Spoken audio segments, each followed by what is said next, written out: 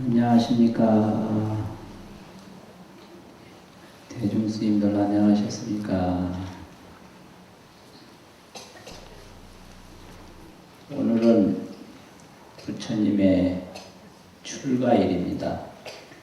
그래서 출가일에 시작해서 특별 정진 대법회를 봉행하는 것은 의미가 큽니다. 그리고 보험사에서는 출가일에서 열반제일까지 만배 정진을 한다고 그래요. 만배.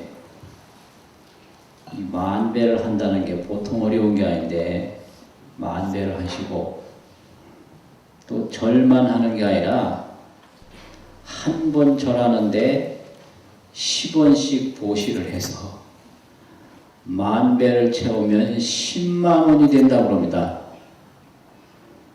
이 대단히 아주 중요한 일이에요. 절도 하고 보시도 하고 참회도 하고 공덕도 짓고 이 한 번 하는 가운데 여러 가지 인연을 한꺼번에 짓는 일이라 아주 이런 일을 그동안 다른 데서 별로 못 들어봤거든요. 그래서 한 번 절하는데 10원씩 보시를 해서 10만 배를 채우면 10만 원 보시를 하고 또 일주일 동안 계속 그렇게 하니까 정진을 하고 또 온갖 업장을 다 참회하고 무량 공덕을 짓고 이런 정진법회를 열반일부터 출가일부터 열반일까지 봉행을 한다니까 이게 아주 특이한 구상이고 대단한 그런 취지를 가지고 모시는 법회다 이렇게 생각이 듭니다. 부처님이 출가를 하시는데 그 목적이 이 몸이 무상하다는 게 있었어요. 무상이 뭐냐? 노병사거든요. 무상이 뭐냐? 늙고 병들고 죽는 게 무상이에요. 그런데 출가를 하려고 보니까 부왕이신 정반왕이 말렸습니다. 출가하지 말라고. 왜 말렸냐? 결론은 재물과 권력과 명성을 관리해야 된다. 이유가 그거예요. 태자니까 할 일이 많잖아요. 그러면 많은 재산 관리를 해야 되고 또 권력이라고 하는 것은 추종하는 사람이 많다는 겁니다. 권력은 사람이에요. 사람이 없으면 권력이 없거든요. 그래서 추종하는 사람이 많다는데 왕이 되다 보니까 이제 앞으로 많은 백성이 따르고 신하가 옹호를 하고 그게 권력이죠. 왕권.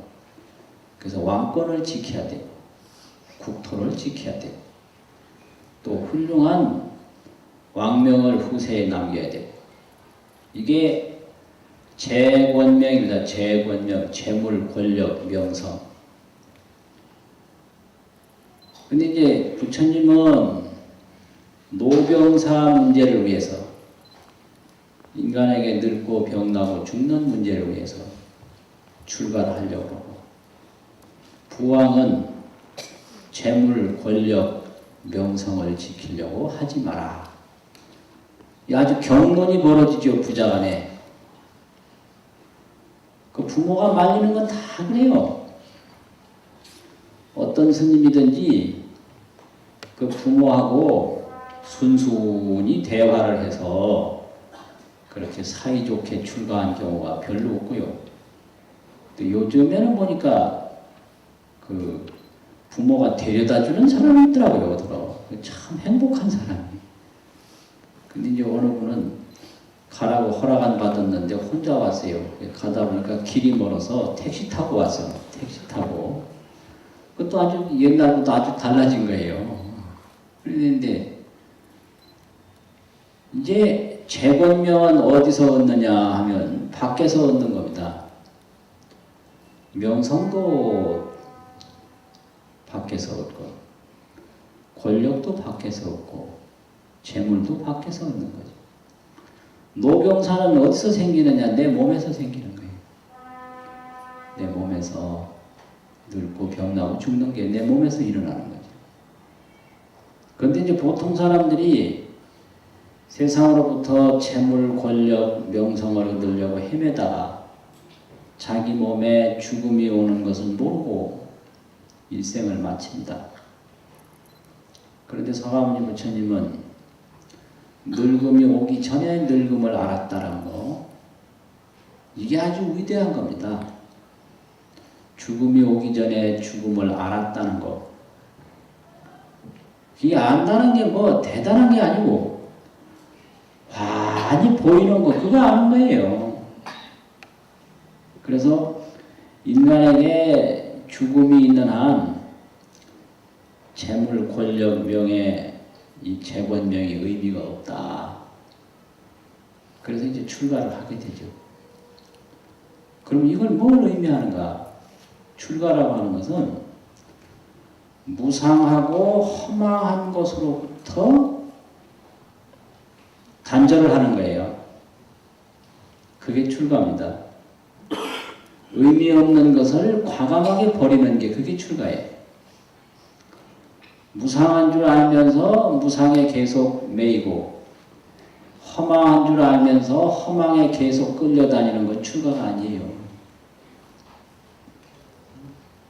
그냥 무상하다, 허망하다 느꼈으면 그걸 일도양단이라는 말이 있는데, 칼은 하나인데 딱 칼로 치면 두 끝이 생기거든요. 원래 하나였는데 칼이 내려가는 순간에 두 개가 돼요. 그래서 잘라낼 건 잘라내고 가질 건 갖고, 이게 일도양단이거든요. 그러니까 출가라는 것은 허망한 것으로부터 벗어나는 게 출가다. 이거 우리가 매일같이 출가를 해야 돼요. 매일같이. 아, 이것은 쓸데없는 짓이다 싶으면 딱 단절하는 게 출가입니다. 이것은 허망한 짓이다 싶으면 딱 끊어버리는 게 출가예요. 그러니까 뭐 출가는 위대한 버림이다 이래가지고 위대한 거 하나를 끊는 게 뭐 출가로 하는데요. 그것도 물론 출가지만 순간순간에 쓸데없는 짓이다 싶으면 딱 중지해버리는 거, 그게 출가예요. 쓸데없는 말이다 싶으면 그만두고, 쓸데없는 행위다 싶으면 딱 그만두는 거. 그게 허망한 것으로부터 벗어나는 거, 무상한 것을 되풀이하지 않는 거, 그게 출가거든요. 그래서 이게 출가 정신이에요. 허망한 것을 버리는 것, 부질없는 것에서부터 벗어나는 것, 그게 출가다 이 말이에요. 그래서 이제 출가를 해가지고 뭘 했느냐? 정진을 했죠. 정진. 이 정진이라고 하는 게 뭐냐? 할 것은 하고 안 할 것은 안 하고. 그러면 왜 사람에게는 죽음이 있는가? 그리고 보통 사람들은 죽음이 있는 줄을 알면서도 왜 죽음에 대해서 생각을 안 하는가? 그게 아주 문제예요. 그래서 그 삶과 죽음의 문제를 해결하려고 노력을 하시는데, 처음에는 가르침도 많이 받아보고 뭐 이 얘기도 많이 들어보고 했는데 그게 다 소용이 없었어요. 그래서 이제 마지막에는 깨달음을 통해서 뵀는데, 선정도 닦아보고 학습과 선정 두 가지 방법을 택하셨는데, 학습으로도 안 되고 선정으로도 안 된다는 걸 아세요. 그래서 불교는 선정주의가 아닙니다. 선정에만 계속 머물러 있는 게 불교가 아니에요. 그 부처님이 그걸 가지고 안 된다고 나오신 거예요. 선정. 그럼 뭐냐? 해탈이에요. 그래서 불교는 선정이 아니다, 해탈이다. 다만 선정은 해탈을 얻는데 필요한 과정일 뿐이에요. 그래서 부처님이 사선팔정이라고 있는데 사선팔정 중에 제일 높은 선정이 비비상처 정에 드는 거거든요. 그래서 이제 비비상처정에 들면 그 들어있을 순간에는 아무것도 모르는 거예요.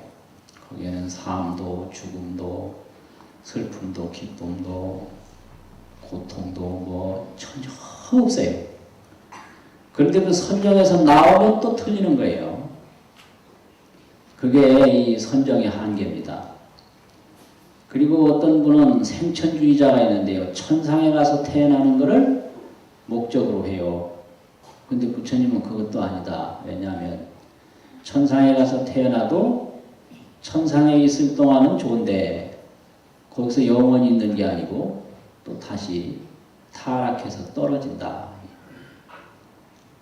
그래서 배우는 것도 사람마다 완전한 걸 가르칠 수가 없고 자기 경험이나 자기 아는 것을 얘기하니까 배움을 통해서도 해결이 안 된다. 이게 학습, 또 생천, 선정 다 안 된다는 걸 알게 돼요.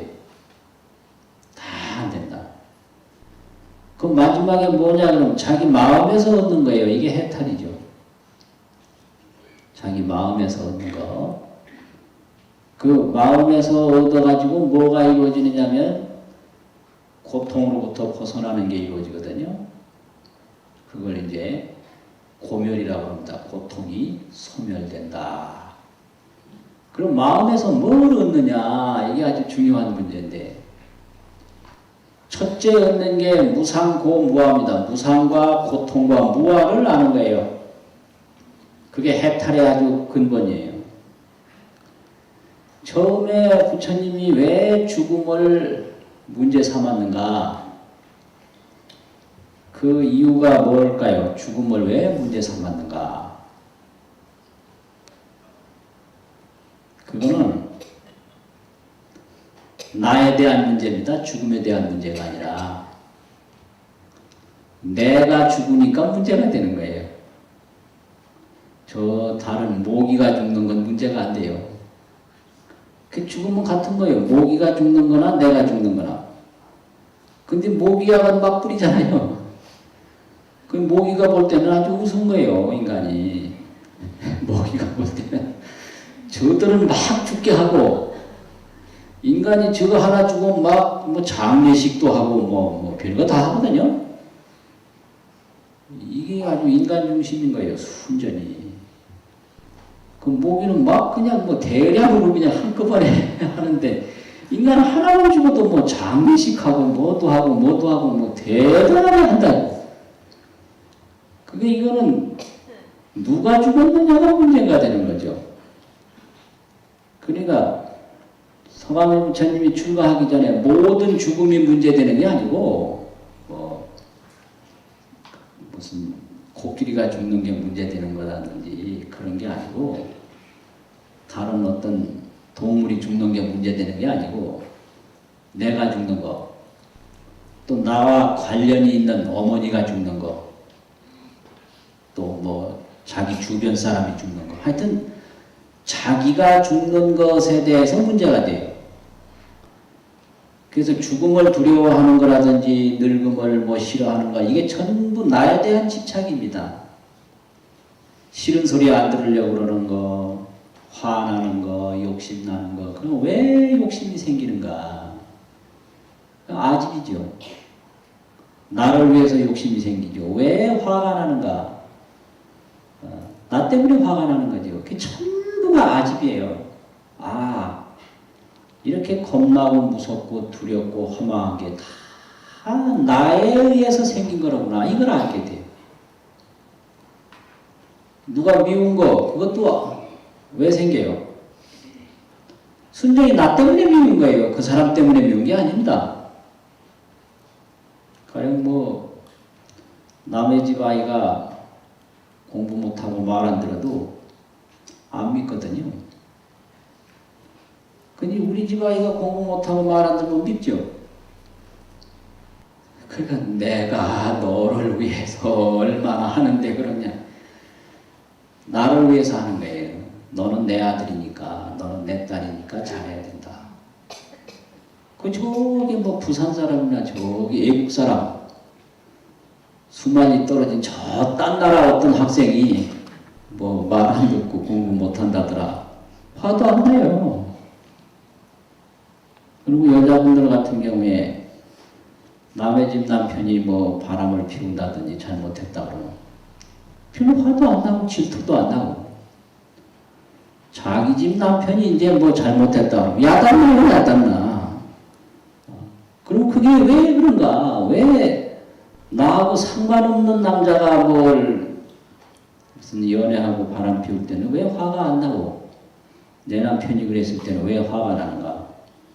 그 순전히 자기 욕심이죠. 그게 자기에 대한 집착이에요. 그래서 이 세상의 모든 근심 걱정은 나로부터 생기는 거라구나. 이걸 깨달은 거예요. 내가 빠지면 아무런 근심 걱정도 없다. 그 수많은 나무가 한꺼번에 쓰러져도 내가 별로 문제가 안 돼요. 왜? 내가 아니니까. 근데 내 몸에서 피 한 방울만 나와도 문제가 되는 거예요. 이건 나니까. 그러니까 죽는 게 문제가 아니라 내가 죽는 게 문제다라는 거. 내가 죽는 거. 늙는 게 문제가 아니라 내가 늙는 거니까 문제다. 그러니까 모든 고통은 나 때문에 생기는 거고, 모든 걱정은 나 때문에 생기는 거고. 내 아들이 잘못하니까 문제가 되는 거고, 내 남편이 잘못하고, 내 나라가, 또 내가 사는 이 땅이 저 별나라에 어디서 무슨 일이 생긴다더라. 별 문제 아니야. 이 땅덩어리 가지고 문제가 된다. 이 상당히 문제거든요. 그러니까 모든 근심의 핵심이 나예요. 나. 내가 빠지면 아무 문제도 없는 거죠. 그런데 부처님이 딱 보니까 거기서 무아를 알게 된 거예요. 무아. 내가 없다는 걸 알게 된 거예요. 그 무아를 아는 순간부터 고통에서 벗어나게 된 거예요. 이게 해탈입니다. 그러니까 선정에 열중하는 게 문제가 아니라 무아를 아는 게 문제인 거예요. 무아. 그래서 무아를 깨달아서 해탈을 하는 것이다 이거죠. 그래서 아에서 벗어나는 게 그게 첫 번째 해탈이에요. 아, 내가 이 나라는 문제 때문에 이렇게 매여 있었구나 이걸 알게 돼요. 근데 나라는 것을 가만히 보니까 무상해요. 생겼다 사라지고 생겼다 사라지고. 무상이라는 말은 없다는 소리예요. 생겼다 사라지고 생겼다 사라지고. 그게 고통이에요. 그 무아예요. 그래서 무상고무아 이걸 철저히 아셨다. 그래서 무상고무아를 아니까 그 다음부터는 모든 집착에서 벗어나게 된 거예요. 집착에서 벗어나는 게 해탈입니다. 그렇잖아요. 그러니까 우리가 왜 나에게 끊임없이 집착을 하는가? 무상고무아를 몰라가지고. 무아를 몰라서 그래요. 무아를 몰라서. 그래서 이 무아를 아는 게 아주 중요하죠. 그 부처님이 여기까지만 설명한 거예요. 그러면 서가모니 부처님이 이제 무상고 무아를 알고 해탈을 이루셨는데, 해탈을 이루시고 그 다음에 뭘 했느냐? 설법을 하셨죠.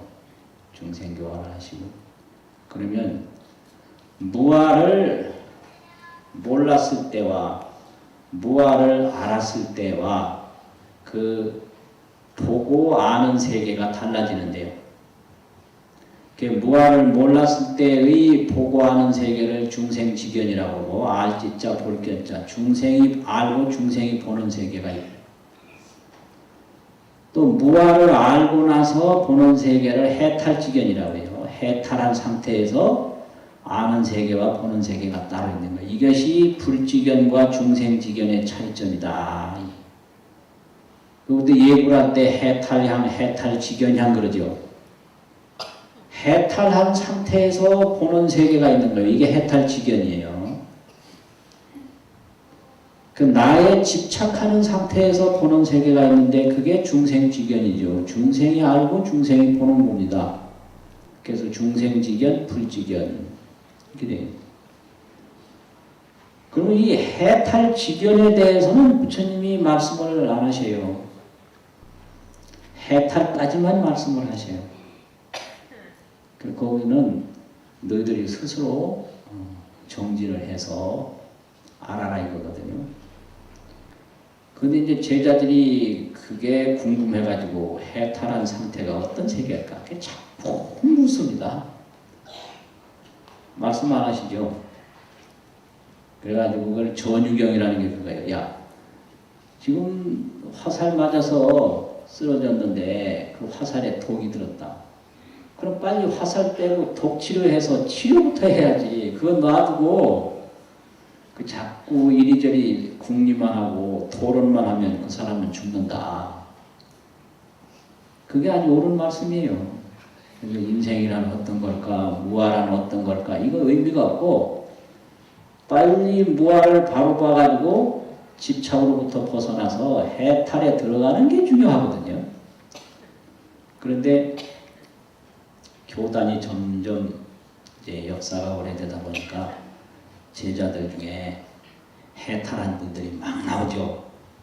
이것이 500아라한, 1200제대아라한, 또 부처님 열반하신 몇백 년 후에 막 나오는데 그게 이제 대승불교까지 일어나요. 그래서 대승불교는 해탈 지견에 근거해서 일어난 게 대승불교예요. 소승불교는 무상과 해탈까지만 이야기한 게 소승불교입니다. 그래서 그 해탈지견을 말한 게 반야바라밀이고 그게 안욕따라 삼약삼불이에요. 그럼 그 해탈지견이 어떤 내용이냐?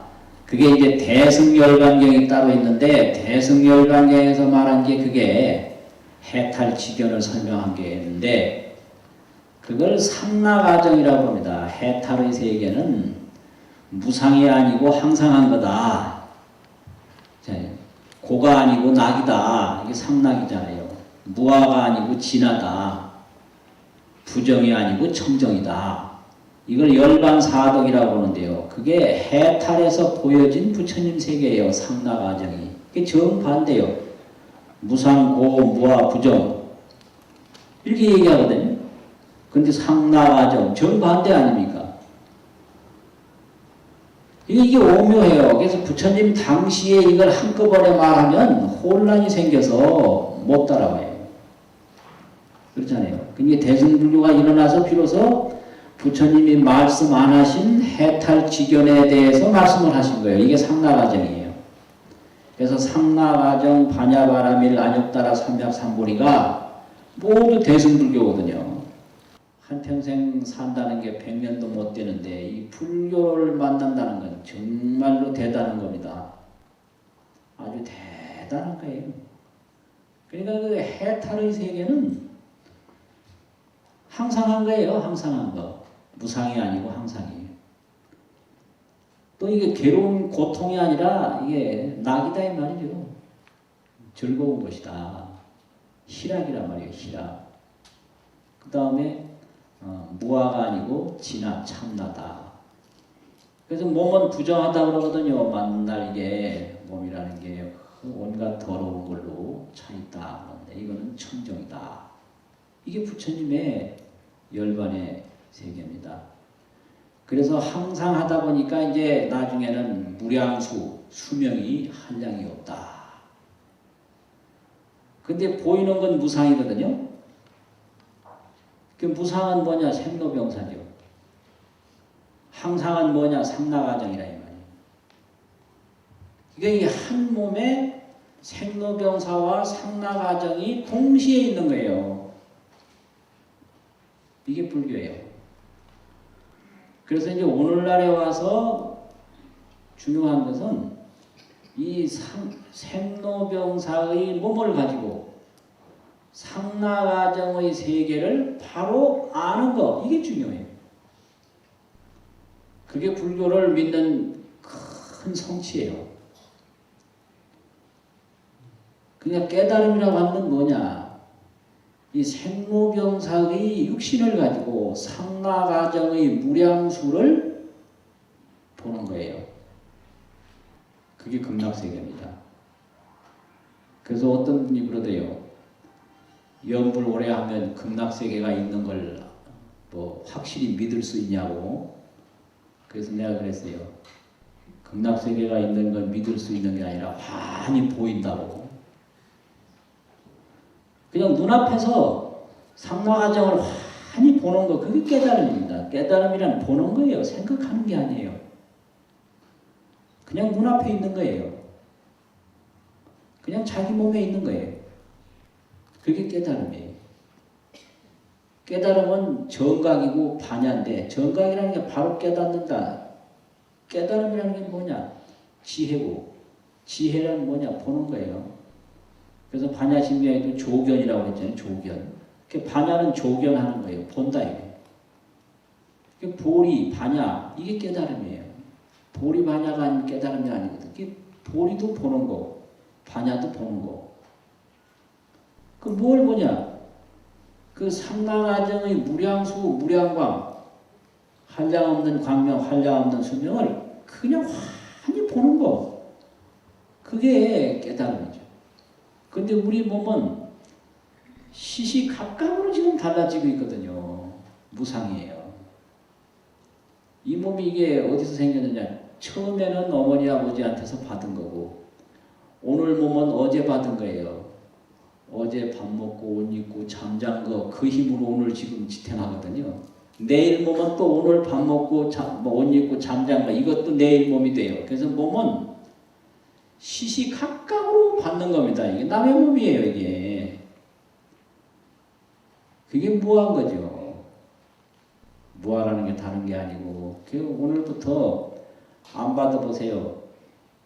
마시지도 않고 먹지도 않고 잠도 안 자보세요. 몸은 금방 소멸돼 버려요. 그래서 이걸 수심과 지심, 받는 몸과 아는 몸, 그 두 가지 몸이 있는 거예요. 아는 몸을 법신이라고 하는데 그게 보리열반이에요. 아는 몸이. 그 눈으로 보면 볼 줄 알고, 귀로 들으면 들을 줄 알고, 행동으로 하면 행동할 줄 알고, 이게 보리열반인데 그게 아는 몸인데 그걸 법신이라고 합니다. 그걸 또 무량수라고 해요. 한량없는 수명이라고. 그 깨달음이라고 하는 것은 그걸 보는 게, 그게 깨달음입니다. 그러니까 이제 우리 몸은 맨날 오늘 먹은 거 가지고 내일 살고, 내일 먹은 거 가지고 모레 살고. 그러니까 이 생명이라는 게 물이에요, 물. 생명이라는 게 밥이고요. 생명이라는 게 옷이에요. 옷 없으면 소멸하고, 밥 없으면 소멸하고. 또 생명이라는 게 공기입니다. 공기 없으면 소멸해버리잖아요. 아무것도 아닌 거예요. 공기 딱 차단시키면 소멸해버려요, 생명이라는 게. 그래서 생명이 공기예요. 생명이 음식이고, 생명이 의복입니다. 그런 게 생명인 거예요. 그러니까 무상할 수밖에 없죠. 그래서 이 몸은 뭐냐? 절에 가면 무슨 전 그러잖아요. 무슨 대웅전, 관음전 하듯이. 이게 무상전입니다. 무상전. 무상한 집이에요.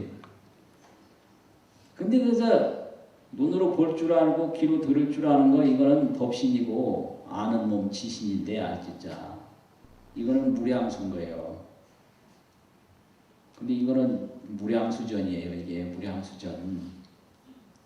그래서 똑같이 한 사람인데 하나는 무상전이고 하나는 무량수전이다.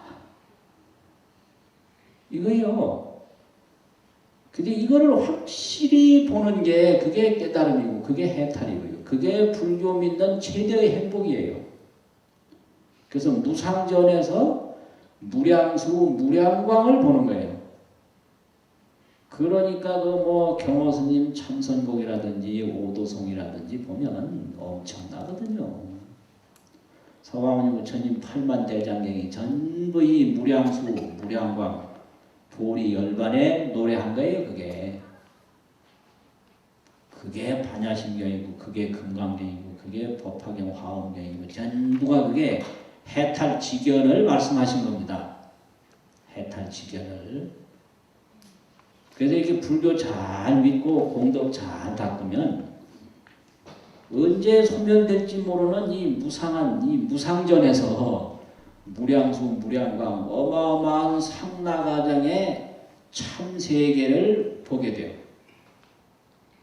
이제 그러니까 뭐 절도 하고 절 한 번 하는데 10원씩 내고 보시도 하고 그 험한 생각 다 버리는 참회도 하고 공덕도 짓고 그렇게 좋은 인연이 어디 있어요? 아, 그걸 누가 이렇게 기획을 해서 만들었을까?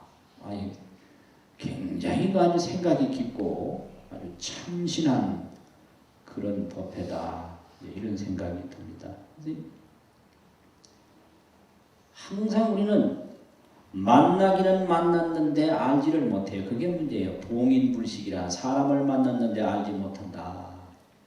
오랫동안 떨어져 있으면 만나도 모르거든요. 자기 어머니라도 오랫동안 떨어져 있으면 모르잖아요. 그래서 저기 이산 가족들 오랜만에 만나면 서로 모르는 거 많잖아요. 그런데 우리가 이 상나가정의 무량수 이거 맨날 보는데 모르는 거예요. 이걸 미혹하다고 합니다. 미혹이라는 건 모른다 이거예요. 깨달음이란 안다 이 말이에요. 만나도 모르는 거예요. 만나도. 그래서 이제 어리석은 생각이 바로 미혹인데 이 어리석은 생각을 말키면 저절로 많이 보게 되는데 그 말키는 방법이 선정이고 정진이고 참회고 이렇게 예배고 공덕을 닦는 거예요. 그건 어리석은 생각을 말키는 방법이지 없는 걸 만들어내는 방법은 아니다 이거거든요. 그래서 이제 아는 게 중요해요. 아는 게. 그게 우리는 만났는데 모른다. 만났는데 그 도리열반 뭐 상나가정이 뭐냐 여러분 제 모습 보이죠? 그 보이는 게 그게 보리열반이에요. 다 만나 있는 거예요. 근데 모르잖아요. 모른다고요. 그 뭐가 모르냐? 보리열반이 모르는 거예요. 보리열반이. 근데 모르는 거예요. 그래서 그러한 의심이 조금도 없이 사라지는 게 그게 성불이거든요.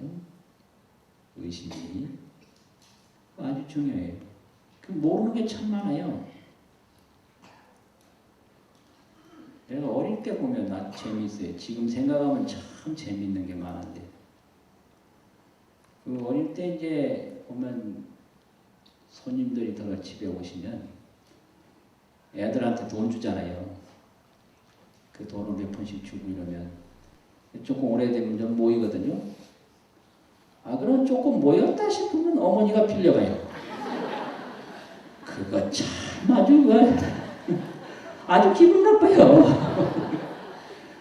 어머니가 빌려가. 그러면 안 줘요 또. 갚지를 않아. 한 번 빌려가면. 그래서 아이고 돈 빌려간 거 갚으라고 그러면 안 갚아. 돈 안 갚아요. 그 자꾸 갚으라고 보채면 뭐라 그러냐면야. 너는 내가 먹여주고 입혀주고 재워주고 했는데 그거는 돈 안 내냐? 그 소리 들으면 더 기분 나쁜 거예요. 그 돈 빌려주기 전에도 먹여주고 입혀주고 재워주고 다 했는데 그 돈 그거 이제 갚으라니까 그런 소리 하니까 얼마나 그 기분 나쁩니까? 그래서 아주 그게 납득이 안 되고 아주 엄마가 이상하게 보이더라고요. 그런데 그게 어렸을 때 전혀 모르는 게 있거든요. 뭘 모르냐면 그게 받기는 내가 받았지만 돈 주인은 어머니라는 걸 모르는 거예요. 그 당시에 왜 그게 어머니 돈이냐? 어머니가 평소에 그 손님한테 가서 그 집에 가서 아이한테 돈도 주고 그 집에 뭘 했기 때문에 그 집에서 이쪽에 와가지고 어머니를 보고 돈을 줬지. 만약 어머니가 안 계시고 나 홀로 저 길거리에 떠돌아다녔다면 누가 줍니까? 또 이제 미리 돈을 안 줬다 하더라도 그쪽 집에서 와가지고 내한테 돈 줬으면 어머니가 그쪽 가면 돈을 또 줘야 돼요. 그러니까 어머니가 갚아야 할 돈이고 어머니가 준 거 받은 돈이에요. 그러니까 전부 이게 어머니 돈인 거예요. 그런데 어릴 때는 내가 받았으니까 내 돈인 줄만 알지 어머니 때문에 내가 받았다라는 걸 모르는 거예요. 이게 문제거든요. 이게 이렇게 눈앞에서 펼쳐지는데 모르는 거예요. 근데 어머니도 그걸 설명을 못해요, 내한테. 야, 받기는 내가 받았지만 내가 그 전에 그 집에 가서 돈을 줬다. 그래서 내가 준 거 받은 거다. 그러니까 내 돈이다. 그리고 안 줬어도 내가 그 집에 가면 또 돈을 줘야 된다. 그러니까 내가 지금 임시 꼬서 받은 거다. 그러니까 갚아야 할 내 돈이다. 그러니까 아무 소리 하지 마라. 그 돈 주인은 나다. 그러니까 내가 주인인데 내가 썼는데 네가 억울하게 생각하지 마라. 이렇게 명쾌하게 설명을 했으면 내가 꼼짝 못했을 거 아니에요. 근데 그 설명을 못하고 이제 나중에는 우격다짐으로 먹여주고 입혀주고 재워주는 걸 왜 안 내냐. 이거 이제 말로 안 되니까 힘으로 누르는 거거든요. 그게 납득합니까? 안 합니다.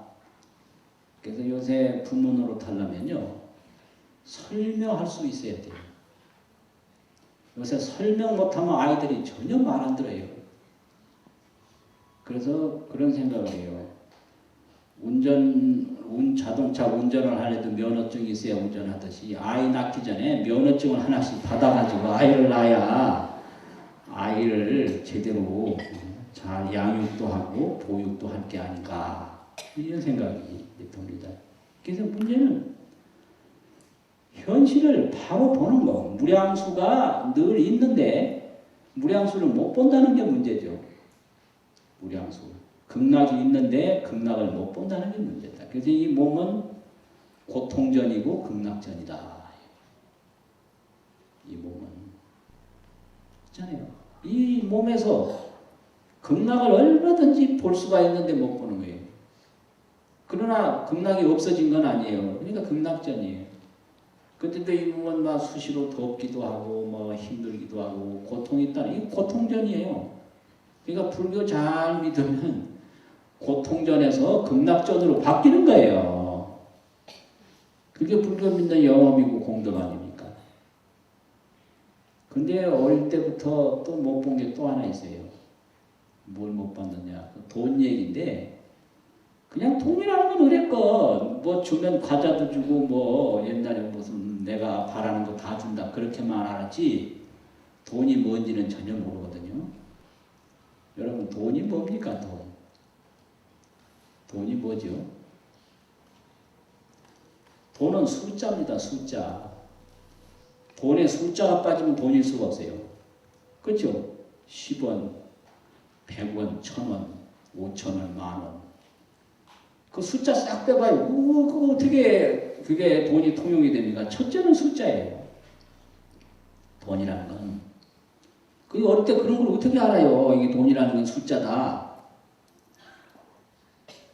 그게 잘 모르더라고 쓰는 사람도 그냥 이거 그러면 숫자는 숫자인데 내가 그냥 종이에다가 이거는 10,000원이고 쓰면 그 통하겠습니까? 안 통하죠. 대한민국 한국은행에서 증명하는 숫자라야 돈이에요.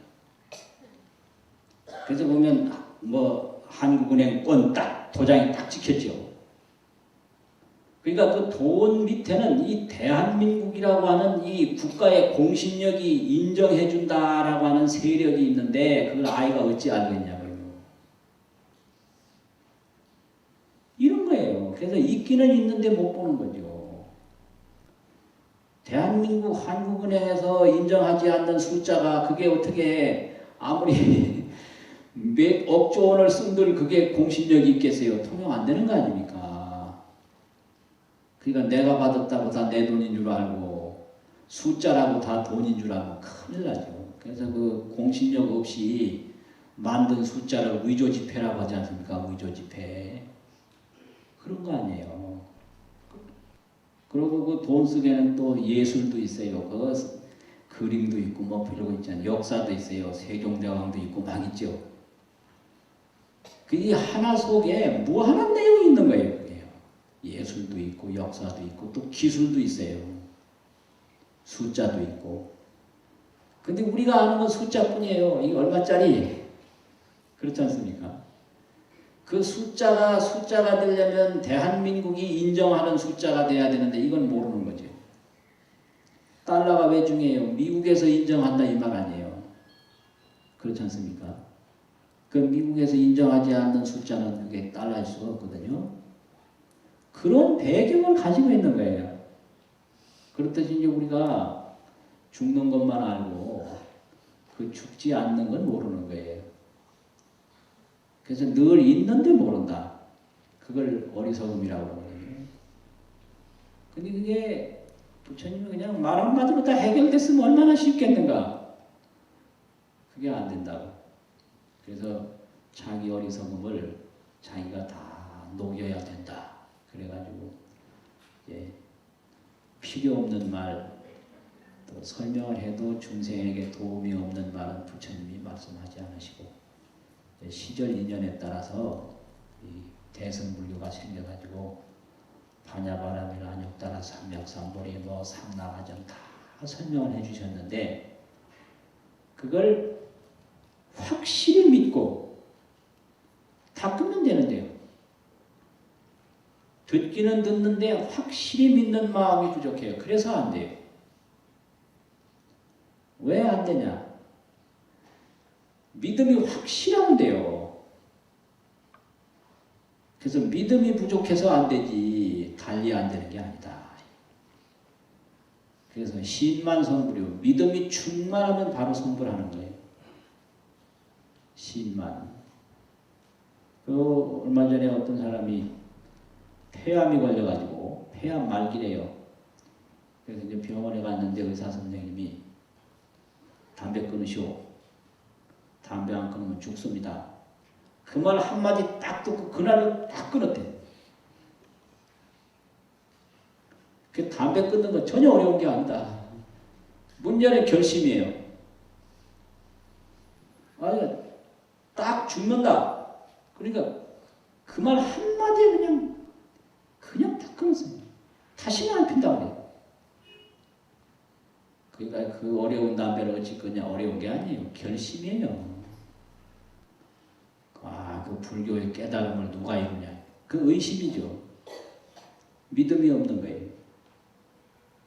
그러니까 기도하면 성취되냐. 이해 안 되는 거예요. 그 신심이 확실하면 바로 되는 거거든요. 문제는 신심이다. 이런 거죠. 그래서 결심이다. 그래서 이 불교를 법문 듣고 이렇게 깊은 신심을 가지고 잘 닦으면 무량 공덕이 이루어지니까 그렇게 믿으시고 정진 잘 하시기 바랍니다. 마치겠습니다.